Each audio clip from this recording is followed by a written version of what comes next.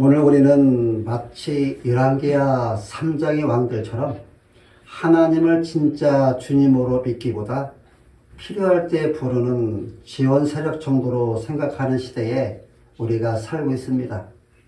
우리 시대는 무엇보다 자기 중심성이 강하게 지배하기 때문에 내가 행복해야 하고, 내가 원하는 대로 되어야 하고, 내가 꿈꾸는 삶을 살아야 하고, 내가 불편하면 안 되고, 내가 이해되지 않으면 믿지 않고, 내가 설득이 되지 않으면 순종하지 않습니다. 그래서 사람들은 이렇게 기도합니다. 하나님, 제 편 들어주세요. 하나님, 제 계획 도와주세요. 하나님, 제가 원하는 대로 결과를 만들어주세요. 우리는 하나님을 따르기보다 하나님이 나를 따라오기를 바라며 하나님 편보다 내 편의 하나님을 원하는 시대를 살고 있습니다. 이스라엘 왕 요하람처럼 우리도 위기에 몰릴 때 하나님을 찾습니다. 평소에는 내 지혜로 결정하고 위기가 오면 하나님 왜 이렇습니까? 왜 이렇게 하십니까? 라며 원망합니다. 우리 시대 신앙의 문제는 하나님을 영광의 목적이 아니라 내 삶을 밀어주는 수단으로 대하는 것입니다. 그래서 예배, 기도, 헌신을 하나님을 따르려고 하는 것이 아니라 하나님을 설득하려고 하는 것이 되는 것입니다. 모압 메사는 양을 치는 사람으로 새끼 양 10만 마리의 털과 순양 10만 마리의 털을 이스라엘 왕에게 바쳐왔는데 아합이 죽은 후에 모압 왕이 조공을 끊고 배반을 합니다. 이에 이스라엘 왕 요하람이 유다 왕 여호사밧과 에돔 나라의 왕에게 사신을 보내 정치적 동맹을 제의합니다. 이에 세 나라가 연합하여 모압과 전쟁을 벌였지만 실은 요하람은 하나님과의 전쟁 중이었습니다. 오늘 우리도 현실이 같습니다. 하나님 말씀과 충돌하면서도 내가 옳다 생각하고 성경과 싸우면서도 내 감정이 맞다고 믿고 하나님의 길보다 내 길이 더 합리적이라고 판단합니다. 우리는 내가 하나님의 편이 되기보다 내 편을 들어주시는 하나님을 원합니다. 내 인생이라는 드라마에서 주인공은 나 자신이고 하나님은 나를 도와주시는 조연이 되어버립니다. 그러나 성경은 인생의 주인공은 하나님이시며 우리의 삶의 목적은 먹든지 마시든지 무엇을 하든지 다 하나님의 영광을 위하여 하라고 말씀합니다. 사랑하는 성도 여러분들이요, 여러분은 하나님을 따릅니까? 아니면 하나님이 나를 따르기를 바라십니까? 여러분은 하나님의 편입니까? 아니면 하나님이 내 편이 되어야 한다고 주장하십니까? 여러분은 하나님을 사랑합니까? 아니면 하나님이 주는 선물만 사랑하십니까? 본문 전체의 핵심을 한 줄로 요약하면 이것입니다.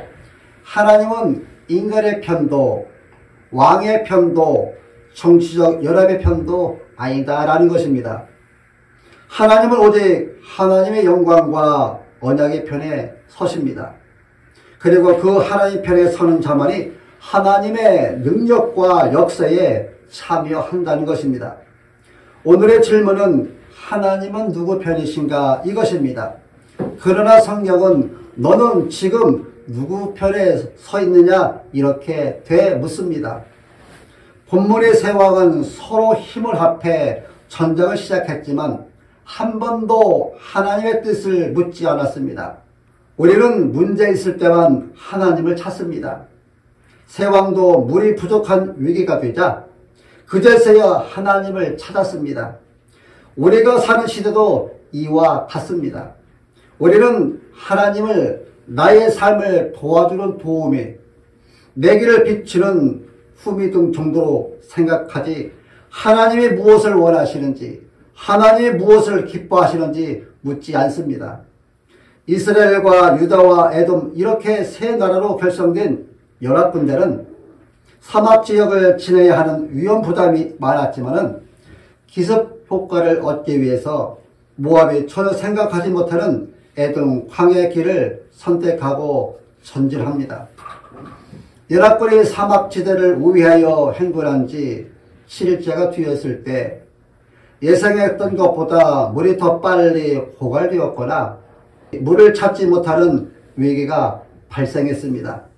물이 떨어진 것은 단순히 불편함이 아니라 생존의 문제였습니다. 이런 전쟁의 실패와 전멸을 의미합니다. 군사와 따라가는 가축을 먹일 물이 없는지라 물 부족은 군사들뿐만 아니라 군수품과 식량을 운반하는 짐승에게도 영향을 미쳤습니다. 가축이 물을 마시지 못하면 짐을 운반할 수가 없고 군사들의 식량 보급도 끊어집니다. 광야에서 물이 없다는 것은 곧 전장을 중단하고 돌아갈 수도 없고 계속 전진할 수 없는 무력한 상황이 되기 때문에 이런 죽음의 위기 앞에 직면해 있는 것과 다름없습니다. 본문 구절은 인간의 계획과 전략이 광야의 물 부족이라는 자연의 불가항력적인 한계 앞에서 얼마나 쉽게 무너질 수 있는지를 보여줍니다. 그 위기는 다음 바로 10절에서 우상숭배의 상징과 같은 이세벨의 아들 이스라엘 왕 여호람의 절망적인 탄식을 유발하며 전쟁의 향방을 인간의 힘이 아닌 하나님의 계획으로 돌리는 결정적인 전환점이 됩니다.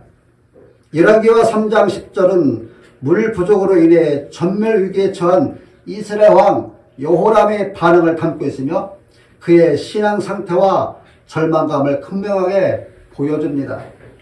그때 여호람이 절망하여 슬프다 여호와께서 이 세 왕을 불러 모압 손에 넘기려 하시는도다 그렇게 말합니다. 여호람의 이 말은 하나님의 거룩함을 전혀 이해하지 못한 사람의 위침입니다. 그는 하나님을 사랑하지 않습니다. 하나님의 뜻에 관심도 없습니다. 오직 자기 계획에 실패하게 되는 것이 두려울 뿐입니다. 그래서 하나님을 탓합니다. 마치 하나님이 자신을 모압의 손에 넘기기 위해 이 일을 벌이신 것처럼 말입니다. 그러나 진짜 문제는 하나님이 아니라 하나님을 무시하고 자기 욕망을 따르는 왕의 완고한 마음이며 그의 왜곡된 신앙 상태입니다. 열왕기하 3장 10절이 오늘 우리에게 주는 교훈은 이것입니다. 첫 번째는 하나님께 묻지 않는 결정은 결국 하나님을 원망하게 된다는 것입니다. 두 번째는 자기 중심적 신앙은 하나님을 내 편으로 이용하려는 그런 의도라는 것입니다. 세 번째는 책임을 하나님께 돌리면 영적 성장이 멈춘다는 것입니다. 네 번째는 하나님을 오해하면 하나님의 구원을 보지 못한다는 것입니다. 다섯 번째는 하나님에 대한 올바른 해석이 올바른 삶을 만든다는 것입니다.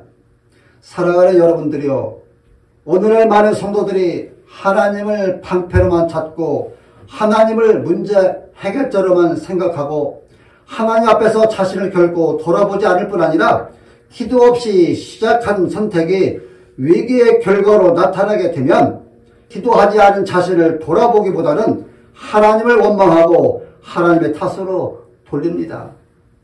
위기는 우리의 믿음을 드러내는 시험입니다. 그런데 우리는 자신의 불순종을 회개하지 않고 오히려 우리가 갈등을 만날 때 왜 하나님 이러시지? 왜 나에게 이런 일이 있는 거지? 라며 책임을 하나님께 돌리는 순간 그 사람은 영적으로 멈추게 됩니다. 고난의 순간, 문제의 순간, 막막한 순간에 우리 너무 쉽게 하나님을 오해합니다. 우리가 겪는 많은 신앙적 혼란은 현실의 문제가 아니라 하나님을 바라보는 관점의 문제에서 옵니다. 하나님은 나를 버리신 것이 아니라 나를 훈련하고 계시며 나를 깨우고 계시며 나를 더 깊은 순종으로 부르고 계십니다. 여러분, 내가 하나님을 원망한다면 내 마음 깊은 곳에는 하나님께 묻지 않는, 그리고 그런 삶을 살고자 하는 자기 중심이 숨어 있는 것입니다. 이 모든 것들이 해결되고 내 신앙이 성장하기를 원한다면 원망이 아니라 회개하며 순종 앞에 다시 기도해야 하고요. 하나님을 내 편으로 만들려 하기보다는 하나님 편에 서는 삶을 선택해야 합니다. 성경은 우리에게 하나님이 내 편이 아니라 내가 하나님 편에 서는 것이 중요하다고 말하고 있습니다. 여호사밧이 이르되 여기 여호와의 선지자가 없느냐? 우리가 그를 통하여 여호와께 물을 수 있겠노라 하는지라. 이스라엘 왕의 신하 중 하나가 대답하여 이르되 전에 엘리야의 손에 물을 붓던 사밧의 아들 엘리사가 여기 있네이다라는 말씀을 보여주는 중요한 신학적 메시지는 하나님의 백성은 위기에서 자기 경험이나 능력이 아니라 하나님의 말씀을 찾는 사람이라는 것과 하나님은 엘리사를 통해 그 길을 준비하시며 말씀을 통해 구원을 이루신다는 것입니다. 여호사밧이 이르되 여호와의 말씀이 그에게 있도다 하는지라. 이에 이스라엘 왕과 여호사밧과 에돔 왕이 엘리사에게로 내려가니라. 여호사밧은 하나님의 말씀의 권위를 인정하는 신앙으로 이스라엘 왕과 에돔 왕과 함께 엘리사를 찾아갑니다. 이런 세 왕의 모습은 자신들의 왕권의 자리를 내려놓고 모든 소망을 내려놓고 인간적 지혜를 내려놓고 하나님 말씀 앞에 낮아지는 모습입니다. 특히 이스라엘 왕 요아람은 여호사밧의 믿음 때문에 하나님을 원망하던 교만한 마음을 내려놓고 이제 말씀 앞에 서는 자리로 끌려온 것입니다. 여호사밧은 엘리사를 보며 이렇게 고백합니다. 여호와의 말씀이 그에게 있도다. 여러분, 하나님의 말씀의 인재를 인정하는 것이 참된 신앙의 출발이고요. 하나님의 구원은 말씀 앞에 낮아지는 순간에 시작되고요. 말씀을 품은 자를 통해 하나님은 당신의 뜻을 드러내신다는 것을 우리가 알아야 합니다. 하나님의 문제 해결 방식은 인간의 전략이 아니라 말씀 앞에 나오는 겸손에 있습니다. 왕들이 한 것은 단 하나, 말씀의 사람에게 다가가는 것이었습니다. 그 순간부터 하나님은 물이 없던 광야에서 도랑을 파괴하시고 초자연적 구원을 이루십니다. 여호사밧의 신앙은 말씀을 가진 사람을 찾는 믿음이었고 왕들이 엘리사를 찾아 내려간 것은 단순한 이동이 아니라 교만을 버리고 말씀 앞에 겸손히 서는 행위였습니다. 신앙의 나침판은 말씀이 임한 곳으로 향한다는 것이 본문 12절 말씀의 핵심입니다. 성도 여러분들이여, 말씀이 있는 곳에 길이 있고 말씀 앞에 무릎 꿇는 자에게 구원이 시작이 됩니다. 하나님의 구원은 인간의 지혜가 끝나는 곳에서 말씀 앞에 내려가는 그 순간에 시작된다는 사실을 아시기 바랍니다. 오늘 우리의 삶을 돌아보면 어떻습니까? 우리는 위기를 만날 때 본능적으로 먼저 찾는 것이 있습니다. 그것은 유튜브 정보이거나 전문가의 조언이거나 내 경험이거나 내 감정의 방향이거나 세상의 논리입니다. 하지만 하나님의 사람은 누구의 말이 먼저 들리는가를 보면 드러납니다. 여호사밧처럼 여호와의 말씀이 그에게 있도다, 말씀 있는 곳으로 가야 한다라고 고백하며 결정을 내는 사람이야말로 하나님의 편에 선 사람입니다. 말씀의 권위를 인정하는 것은 내 발걸음이 하나님께 속도를 맞추는 것입니다. 말씀을 들었다면 움직여야 합니다. 말씀에 임했다면 순종해야 합니다. 말씀에 순종하는 그런 삶, 아버지 말씀에 아멘으로 화답하는 삶을 우리는 살아내야 합니다. 말씀을 권위로 받아들인 사람이 순종합니다. 우리는 하나님의 말씀이 있는 곳으로 가는 하나님의 편에 선 사람이 되어야 하고요. 들은 하나님의 말씀을 권으로 받아들여 말씀을 순종함으로 실천해야 합니다.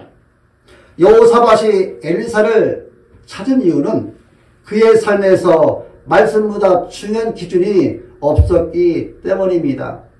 오늘 우리는 나의 삶에서 말씀이 그 어떤 것보다 중요한 기준이 되고 있는지, 그리고 삶의 방향을 말씀에 의해 움직이고 있는지 살펴보기를 원합니다. 여호와의 말씀이 그에게 있도다의 이 짧은 고백이 전제의 승부를 갈라놓은 결정적 신앙의 고백이 된 것처럼 오늘 여러분 삶에서도 하나님의 말씀을 붙드는 자의 편에 서십니다. 하나님은 정치적 편, 민족적인 편, 감정적 편을 드시는 분이 아닙니다. 오직 자신의 거룩한 목적 위에 일하시는 분입니다. 엘리사는 이스라엘 왕에게 냉정하게 말합니다. 내가 당신과 무슨 상관이 있습니까? 이 말은 하나님은 이스라엘 왕이라는 지위 때문에 그를 돕는 것이 아닙니다. 오직 여호사밧이 하나님 말씀 앞에 무릎을 꿇는 신앙을 보였기 때문에 하나님은 그를 통해 길을 여시는 것입니다. 물 없는 골짜기에 물이 가득 차는 이 언약적 기적은 여호와께서 보시기에 가벼운 일이라 말씀하십니다. 하나님의 주권적 능력은 인간의 절망을 가볍게 뒤집습니다. 그러나 본문의 26절과 27절에서는 모압 왕이 자기 장자를 죽이며 아들을 바치는 행위는 인간의 신을 조정할 수 있는 그런 우상신앙의 절정을 보여줍니다. 그러나 참 하나님 앞에 우상적 열심은 더 큰 파멸을 부릅니다. 이 행위는 비성경적 열심과 우상적 헌신이 얼마나 무너짐을 가져오는지를 우리들한테 보여줍니다. 그 결과 이스라엘에 크게 경노함이 임하며 이스라엘은 돌아가고 승리의 기세는 무너집니다. 여러분, 성경적 결론은 아주 분명합니다. 하나님의 거룩하심은 사람의 조건에 의해 움직이지 않고 하나님의 임재는 말씀을 사모하는 자와 함께하며 우상적 헌신은 구원을 부르지 못하고 오히려 파멸을 부르고 우리가 하나님의 편이면 하나님이 역사하신다는 것입니다. 사랑하는 성도 여러분들이여, 인간은 무엇을 궁극적 가치로 삼는가에 따라 행동합니다.